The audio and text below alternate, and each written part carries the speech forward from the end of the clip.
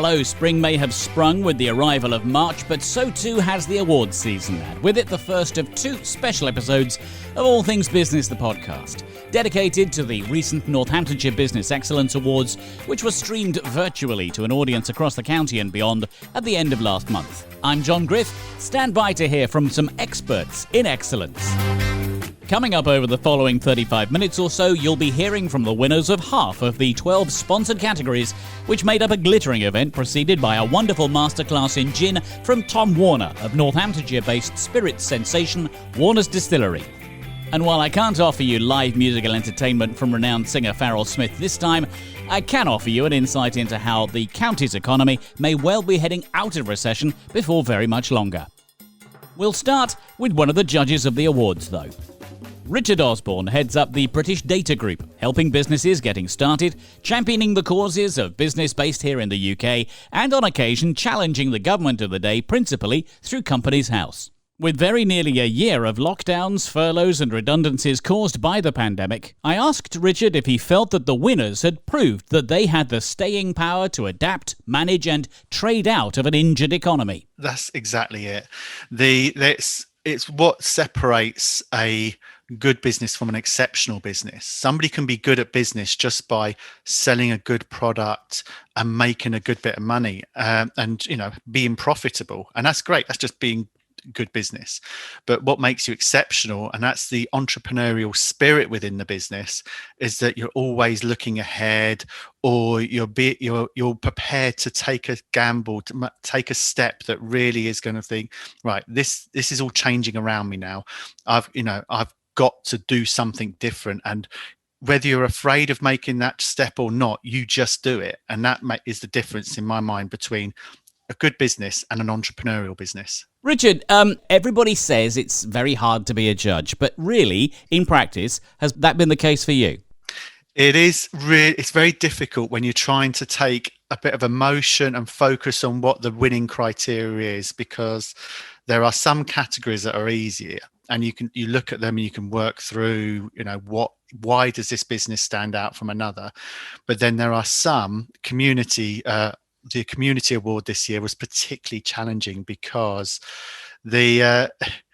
everybody there's done such great things, but there can only be one winner. So when you're going through that and you look at what each person's done, you then have to start getting really picky, and then you feel quite nasty for doing it. but you start questioning yourself, thinking, am I a good person? But you have to make these tough decisions. So in some ways it's, some are easier than others, but yeah, it's a thing that I really enjoy doing, and recommend anybody given the opportunity. But there are some bits that are tough. It's a strange thing to do, particularly with the year that we have had for trade. Are there any common themes in terms of what you are looking for in winners? I appreciate each category has got its own nuances, but were there any common themes in what you were looking for in the winners, given that so many people's businesses have had to, find new ways to operate, for starters? Without a doubt, when you're going through all the entries, some of them have been really great for a number of years. So what you're looking for it is this year's awards. So what have they done this year? And then what's made them stand out for the rest? Because they've all done great things. So you then have to weigh up what is one greater than the other, and for that you then have to fall back to the criteria. So when somebody's just a little sneak tip for people that are entering awards, look for what the judging criteria is and focus your entry around that, because that's what we really have to fall back on and look at. But really looking for something that really is outstanding, above and beyond the norm. Okay, so the rubric, as it used to be with the old days of the A-level, read the question before you answer, read the rubric before you put the entry in. Did you find what you were looking for this year? We did. I believe we really did. It's been such a challenging year for so many people. And that's what we found across almost all the entries, was how business people and businesses themselves and the teams within those businesses have adapted, diversified, and done something a bit different. And I think that's really made them stand out this year and really shows what great businesses we have in the county. That's Richard Osborne, one of the hard-working judges at this year's Northamptonshire Business Excellence Awards. Right, on to the winners. Apprentice of the Year, sponsored by Starting Off. Jasmine Abel, Cave & Sons. Jasmine Abel took the award and a couple of days later on her lunch break told me not only about starting her career with Cave & Sons, but also how it felt to be announced as a winner. It was so overwhelming at the time. Such a great feeling. Just feel incredibly privileged to have been given this opportunity, really. It's given me even more motivation to progress through Caves. Now, tell me what it is that you've been doing for Caves most recently, because clearly you've made a name for yourself. Yeah, I was working on a paperless project. Part of my apprenticeship, I had to present a presentation. So I did a big project on going paperless here. And one of the things I implemented was a sign-in app. So before we signed in on paper, and now we have an electronic device. So yeah, really good. Where does Caves feature in your career prospects for the future? Because being an apprentice doesn't necessarily mean you're going to carry on with the company that you've been working for. No, so I finished my apprenticeship, in August time. I did all different job roles within the apprenticeship. And then when I finished, I actually moved over to the financial planning administration side, which I've stayed in there, and I love it. I love that side. And I've started doing some exams. So I started my first studying at LP2 in November, and I've just passed my first one. So I'm on to the next now, studying for it. So congratulations. It sounds like you're a bit of a boffin, because what with the exams at school, then you have to go through the apprenticeship process where, okay, fair comment, you're earning and learning at the same time, but there are there are standards that you have to meet through that term. Now you're looking at more exams beyond that. Are you a particularly academic person? It sounds like it, Jazz. I'm actually not, believe it or not. So I went to sixth form. What did I do? I studied English literature, psychology and philosophy and ethics for 6 months at sixth form, and just decided it really wasn't for me. So I came and did this apprenticeship, which equated to doing A-levels. I much preferred it with the working on the job and studying at the same time. It just makes sense. Like, a lot of my friends have gone to university now, so I'm just going to carry on studying. More and more people are going down the apprenticeship route rather than perhaps going to college or going to university. That notion of being able to learn on the job in an environment where jobs are really heavily sought after, that seems to have really suited you down to the ground. Did people get surprised when you said, no, I'm going to be an apprentice rather than going straight to uni? Yes, yeah, definitely. It was driven to me a little bit to go to university. But I just thought I couldn't see myself doing anything. I wasn't sure what I wanted to do if I went to university. Yeah, I'm so happy that I went down this route. And I guess that also means that you're not standing around with lots and lots of financial debt hanging around your neck. Yeah, true, yeah. Well, congratulations on becoming Apprentice of the Year. That looks good on the CV. What have your colleagues said about this? I know it's early days, but what have they said about you being a winner? Oh, wow. They're all so supportive. I had a mentor, Meg, here at Caves, as well as a mentor from Starting Off. Yeah, it just feels great. Give it 2 or 3 years. Am I likely to be calling you up to say Jasmine Abel Businesswoman of the Year? Could that happen? Possibly, you never know. It's great to talk to you, Jazz. Congratulations on Apprentice of the Year. Good luck with the forthcoming exams and all the very best with Caves as well. Nice to talk to you. Thank you so much. Lovely to talk to you too. That's Jasmine Abel. Professional Services Award, sponsored by ACS. HR Solutions. Navigating through the plethora of laws, rules and regulations surrounding employment has never been easy. After 20 years of trading and a number of recent acquisitions, though, HR Solutions is a recognised expert in the sector. And Greg Guilford set out for me what his firm, founded by his mother, offers its clients. Typically, our service offering is for companies that don't have a HR department. So typically, anybody with one employee up to about 200 it tends to be who we service. But most of our clients fit between the 20 to 100 employee bracket. I suppose for a lot of people over the last 12 months, HR has meant, well, sadly, a lot of redundancy, a lot of furlough, a lot of dealings with people and a lot of departures rather than perhaps arrivals. Has that been mirrored in the kind of business that you've been doing? Yeah, so since March, April last year, that has been the majority of our conversations, has been supporting clients, understanding the furlough, flexible furlough, and also to help them plan for the future in terms of a recovery. A lot of our clients have obviously been using these schemes that are in place, and some have, forecasted that those roles might not return, so have had to do some redundancies. But there is some positive news out there that we do have quite a few clients who are actively recruiting at the moment as well. So we are starting to see a bit more of that happening of late as people sort of get ready to bounce back. Let's talk about that briefly. We've now seen, as of the last few days, Boris Johnson announcing the proposed roadmap out of lockdown. Where do you see the next 12 months going? Because there's a lot of nervousness in various sectors. If you look at the travel agency business, if you look at large-scale weddings, for instance, and all the various businesses that hang off all of that, there's a lot of nervousness in the market from the consumer about whether or not they're going to be able to capitalise on this roadmap, if indeed it follows the route and the dates that it's talking about. From a business point of view, what do you see employers doing? Are there increased inquiries coming up now? Do you sense that businesses that might have had to furlough people will be bringing them back in, and in fact the HR market actually may start to get busier in the next couple of months? It's probably a little bit too early to tell. If the last 12 months has taught me anything, it's hard to plan for everything and understand what the government might do day to day. I mean, I am seeing a lot of clients, new clients who are starting up businesses who may have been furloughed themselves or made redundant and looking to sort of pivot. I think was one of the favourite terminologies over the last 12 months. That they're looking to create something new in terms of a demand that they foresee coming up. And I think some of our clients and a lot of other businesses have done the same thing. They might have pivoted and doing something different, which might mean they need more staff. It might mean they're just using technology a bit more. It's really hard to say how that will affect our client base and SMEs across the UK, because everyone does something different.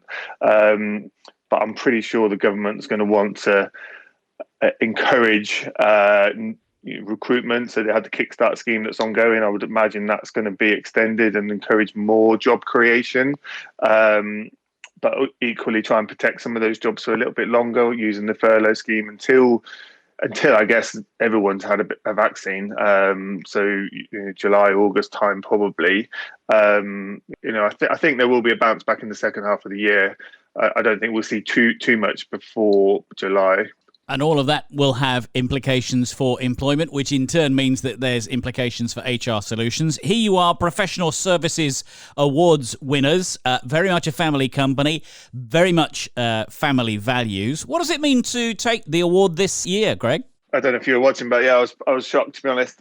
We had some strong competition in our category. So, my team have definitely gone above and beyond the last 12 months. So, I definitely feel that they deserve the recognition for that. And I'm, amazingly proud that we actually won. Congratulations to you and the team, worthy winners, and here's to an upswing for everybody's economy and everybody's community in 2021. Greg, congratulations, well done. Yeah, thank you, John. That's Greg Guilford from HR Solutions, winners of the Professional Services Award, Innovation Award, sponsored by All Things Management, FFP Packaging Solutions. Now, from my own days of commerce, I used to know FFP by its original name, Foil Wraps Flexible Packaging. That was about 25 years ago. These days, and after considerably longer, FFP is still at the cutting edge of packaging and food wrap. Commercial Director Helen Clements gave me an example of how the company's products have impacted on the lives of the public. When you go and roast your whole chicken in your oven, that was a pack format that was developed here in Northampton to make sure that the ovenable film, which is printed, is food safe. We make pouches. We sort of print and laminate film and make them into pouches. We work with major confectioners to do sweetie wrappers. With Swizzles and customers such as that, and customers like Eurofoods, which are also based in the area. But we take different substrates and look at what's best for the product and for the consumer and the end market. So our development of and innovation over recent years, over the last 3 years, has been heavily involved in sustainable packaging. We've done over 54 years and we are still an owner-managed business. So although the business was started by the Chudley family, Robin Chudley, our chairman, is still in the business on a day-to-day basis, and we've got employees that have been with FFP for over 40 years. So it's been a part of the town that people will see and know, but yet we just continue to develop and grow. Right now, there's a real topicality surrounding packaging, and it's to do with pollution, it's to do with climate change. The royal family has been involved, big business has been involved, different nations have been involved. It sounds, Helen, as though actually you're right at the cutting edge of that. How much of what you develop is based on your own scientific activities? Yeah, I mean, it is really, really key. Sort of when David Attenborough sort of launched the Blue Planet series, we've been developing and innovating products for years and years, lightweighting materials, reducing the amount of plastic. But the Blue Planet sort of really did highlight to people that, sort of to take a good look at plastic, something that we've been doing for a long period of time. But plastic is key. I mean, ultimately, if you removed plastic from the food supply chain, would increase food waste, sort of to be a far bigger problem than the amount of plastic that that's out there. If you don't have strawberries in a punnet, you probably have 3 hours worth of shelf life, whereas sort of the consumer wants a minimum of 3 days. So plastic has to form a part. So for us at FFP, it's looking how we can create solutions that are ready for recycling in existing waste streams now. So our latest developments are our EsterSeal pack format, which is the first PET lidding film that remains welded to a tray, pot or punnet, which means that really you're creating a PET box. So if you go into Asda currently and you see their grapes or their blueberries, the lidding film on top is produced by FFP. We print and laminate that, and then the grapes are packed into the punnet, the film's sealed on top, and then the film can be opened and closed multiple times. But because it remains intact with the tray, at home you can then just recycle that in your existing recycling bin as with other pots and tubs. It means it can be recycled, and the film goes in with that, and then it goes into the recycling centre and then goes through and can be made back into, can be recycled into end goods. So plastic does have a part to play, but it's working in a very joined up approach with the rest of the supply chain to understand how we all do our bit to support the recyclability of films. So removing complex laminate, keeping it to mono structures has been really key for us. And also identifying where there are existing waste streams available. So whether it's recycle with carrier bags at larger stores or in your waste bin at home, that's been really key in our product development and innovation. And that's where the tick in the box comes from when it comes to winning the award as the most innovative company in the Business Excellence Awards for 2020 into 2021. Congratulations to FFP on this particular award. Well done. Thank you. We're delighted. Helen Clements from FFP, winners of the Innovation category at this year's Northamptonshire Business Excellence Awards. Does your business need to be seen, be heard, or be found? Now, more than ever, companies need to make it clear that they are open for business. All Things Management is a team of creatives who connect their client to their audience. To find out more, visit allthingsmanagement.co.uk. Be seen, be heard, be found. We are halfway through the first of 2 special editions of the All Things Business, the podcast, celebrating the winners of the 12 categories at this year's Northamptonshire Business Awards. And it's time to move on. Employer of the Year, sponsored by Wilson Brown Solicitors. Scott Barder. A hotly contested category, this one. In the event, the title went to Wollaston-based Scott Barder, a company gifted by its founders to its workforce decades ago.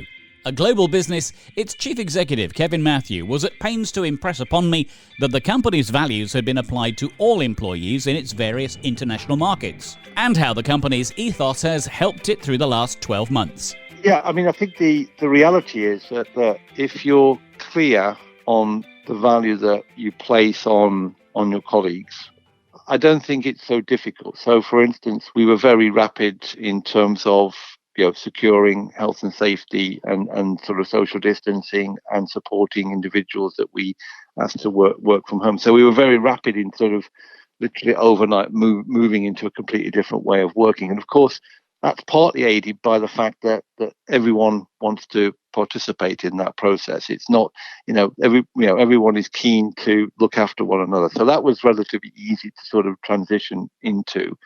And then we also, very quickly agreed that we would, safeguard the livelihood of everyone to an equal degree. So across the group, for instance, we had certain parts of the group where the plants were closed down because of government mandates, but we still guaranteed them the same position they would have been in the UK. So 80% of their salary was guaranteed, with the opportunity to then bring forward holidays or a bonus that was due to be paid later in the year to basically top them up to 100% of their normal income, so that essentially no one across the group should have seen any change in their fundamental income, regardless of whether they were on furlough, whether their plant was closed, or whether they were at work. And so that's really important. And then, of course, whenever you make these changes, sometimes you need to adjust your sort of size of your workforce.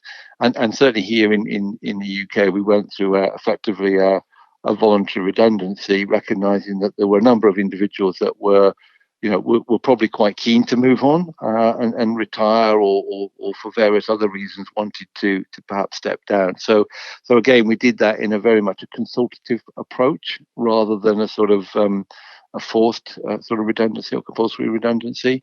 And I think that this is really at the heart of the organisation, which is one around consultation, listening to how the colleagues really want to be treated and how that's best sort of communicated. And certainly in that context, we have effectively a democratically elected body called Members' Assembly that works closely with the conventional board, and in the areas where we needed to make difficult decisions and difficult changes, they were pretty instrumental in sort of advising us. Actually, we think that could be that particular package for, if you like, exiting individuals could be strengthened, or we should be a bit more generous because of the backdrop out there in the job market. So, I think it sort of sends you in a direction of trying to be fair rather than just looking at the numbers. How is Scott Barter holding up now?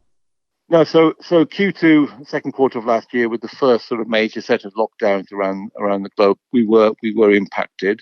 But but nevertheless, we still managed to generate a positive cash flow in the business through all those months. And we finished the year, strongly ahead of our 2019 numbers, and really with a very strong cash performance as well for the year. So actually, from a financial perspective and a number of other perspectives, it was a very successful year for Scott Barter. And all of this in the run-up to what is, for the business, and therefore for Wollaston, a very important year. Our centenary year, that's right. 100 years in existence and 70 since the company became employee-owned. So we have a series of events organised, some of which we hope we will be able to do face-to-face, or at least with masks, if nothing else, as we move through this year. But it's really a comment, I guess, on the success of Scott Barter as an employee-owned operation, in the sense that there are very few companies in the chemical industry, in the UK chemical industry, that have survived as independent entities. And I think that demonstrates it can be done. It's not a bad way to come to the end of your first century in existence, to be starting the second with the title of Employer of the Year, given that employees are as important to the future in any business, particularly a family-based one, as Scott Barder has always been. Kevin, congratulations on the award, and here's to the successful second century for Scott Barder. Thank you very much, and we look forward to playing our role in transforming the chemical industry and downstream industries to become more sustainable. Winner of the Employer of the Year category, that's Scott Barder's Chief Executive, Kevin Matthew. Community Project or Person of the Year, sponsored by DBFB. Teresa McCarthy, the McCarthy-Dixon Foundation. Imagine running your own business, dependent on the public frequenting your premises for a living, and then being told by the government that to save lives you had to sacrifice that living by shutting down. Immediately. It's precisely what happened to publican Teresa McCarthy-Dixon from the Swan and Helmet pub in Northampton. But far from turning off the lights and locking the door, Teresa instead turned the pub into an altogether different kind of community hub, a food bank for those in need. She told me what it had been like when the pub had been a different kind of hub. If I'm honest with you, look, the Swan and Helmet has always been a community pub. We have ran, honestly, hundreds of events. We have raised probably in excess of 200,000 in my 14 years at the Swan and Helmet. And look, we have probably been very fortunate to be the landlady and landlord of this pub. So it was something I wanted to do for the community. And look, if I'm honest, initially when I started the food bank, I didn't for 1 second realise the need of poverty and hardship in our community. I think, look, for most of us, when you are working and, you have a busy life with children and you have a job, you don't realise what other people go through, or just sometimes out of, not just out of the circumstances they find themselves in. But I was really kind of taken aback by the amount of poverty in the community, and I don't think anyone realised the need that is actually out there unless they are on the ground and they actually see it firsthand for themselves. It's frightening. You set up a food bank that people could come to. You set up that hub. You couldn't do that unless there were people that were going to be providing the food and helping you to stock it so that you could get it out there, having first got it in. Definitely. Well, look, I can say at the start of lockdown, if everyone remembers back in March, that it was literally impossible to actually buy quantities in any supermarket, even in cash and carries. We actually, through the Italian shop in Edmonton, we actually ordered a pallet of pasta from Italy. It was just absolutely chaotic trying to get the quantities of food we needed. And luckily, the whole community kind of just got behind this project and could see it for what it was and supported us. People were coming with bags and bags of food. Again, all the customers of the Swan and Helmet really rallied round and just either there's dropping in donations, some money donations, or for us to buy the food, or just bags and bags of shopping was coming. And look, it's been really a kind of a real whirlwind, as in year, if I can say, just for the fact of, the amount of people we've helped, the amount of people we've met, and the amount of huge, good working volunteers. They're all in it for the right reasons. And look, what I will say is here at the Swan and Helmet, no one gets paid. All volunteers work for the right reasons. Like by myself, I've worked the last, 11 months without getting paid. And, we do it because we see the need in the community. You've put your own business on hold. Maybe with the hospitality industry being affected as it has been, that was going to happen anyway. But you've gone further because, Teresa, you've set up your own charity as well. This is life-changing stuff, isn't it? Yeah. Do you know what? I honestly feel it has. Like, I can say I was always a bit of a busy bee prior to COVID. I actually ran two businesses, one the Swan and Helmet, and I had a catering business called Northampton Caterers, and life was just chaotic and I was just used to it. It's the way I lived. And what I realize now is, now I feel I'm living as in opposed to existing, and I've thoroughly enjoyed it. Setting up a charity was never my short-term dream. I was thinking my daughter is actually autistic, and I was thinking, well, maybe when Gracie becomes an adult, we may set up a social enterprise or something for her. But a charity was never in the forefront of my mind. But doing what we were doing, I could see that if we got charity status, we can actually make a difference to the people's lives that we are helping. And it just dawned on me one day, that there is other help out there we can give. Teresa, it sounds to me as though you never have been and never will be again just a landlady. I it's a hard one to answer. If I'm honest with you, my heart is very much in my pub. It's probably my life. I live here, I work here, it's my children's home, and I do see the Swan and Helmet as a big part of the community, if I'm honest. It's got just so much to offer, pre-COVID, even now, definitely after COVID. I always kind of said this Swan and Helmet was like the living room of the community. I think now with recliners, it really is good fun in here, and the pub has so much to offer. It's involved in various aspects of the community. So I think the Swan and Helmet will hopefully long live, and we'll get back to being a pub, and the community, and the charity will thrive alongside it. You will tell me that this is a team effort, but nevertheless, the category is Community Project or Person of the Year.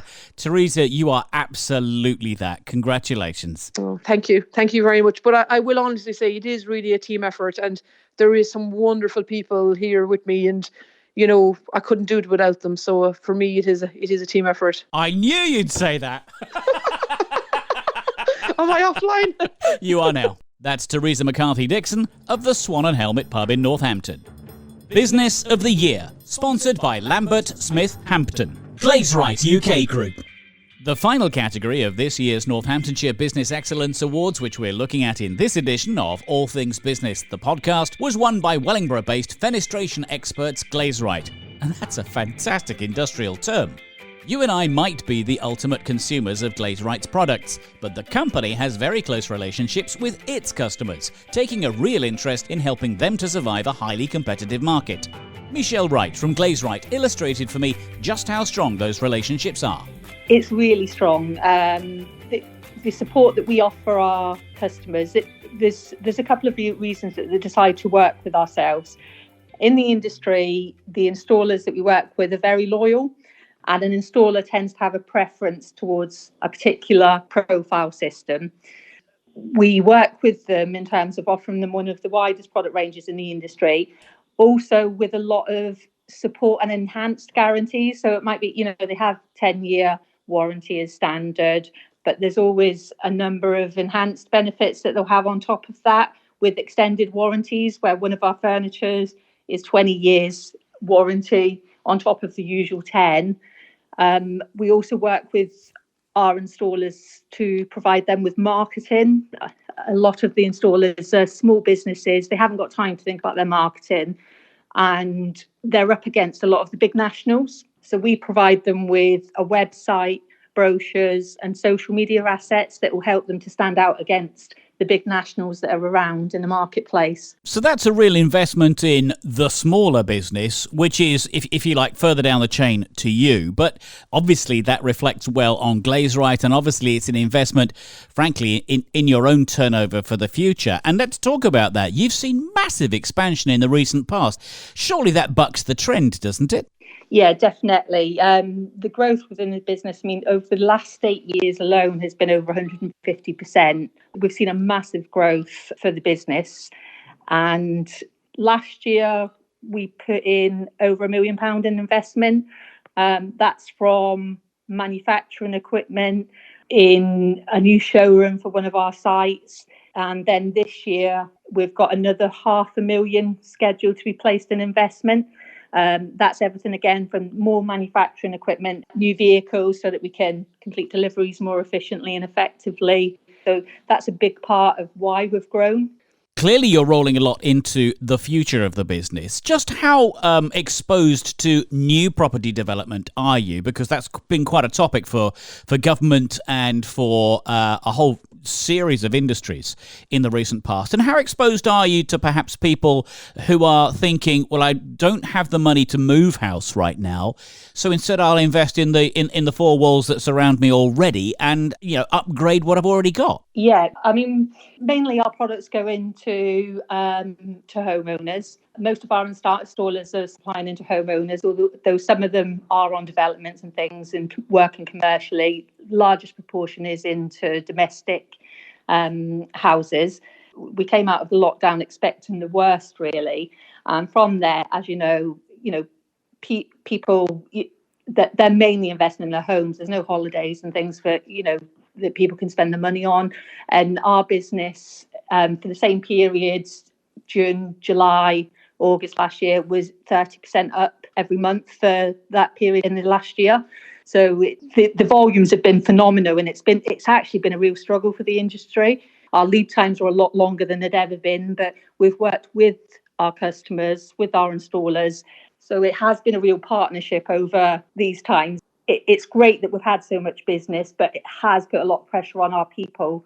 It's really made us look at our capacity, what we can produce, and the efficiencies to try and accommodate the growth in that demand at the minute. Well, it sounds from a business perspective, you're pretty good crystal ball gazers. You've clearly invested in the future for the future. You're also investing in others further down the track to get your products out there, and that's got to be a good investment, which will see its own returns. Now, Business of the Year. Michelle, congratulations to you and all the team. Well done. Thank you very much.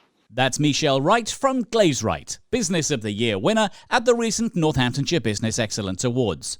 We've come to the end of this first review of the year's awards, but shortly I'll be back with part 2, when I'll be looking back over the remaining categories, including Big Business of the Year. From the organisers, sincere thanks to all the sponsors who supported each of the categories contested, and from me, my thanks to all my guests: Richard Osborne from Business Data Group, Jasmine Abel from Cave & Sons, Greg Guilford of HR Solutions, Helen Clements from FFP, Kevin Matthew of Scott Barder, Teresa McCarthy-Dixon, and Michelle Wright of Glazewright.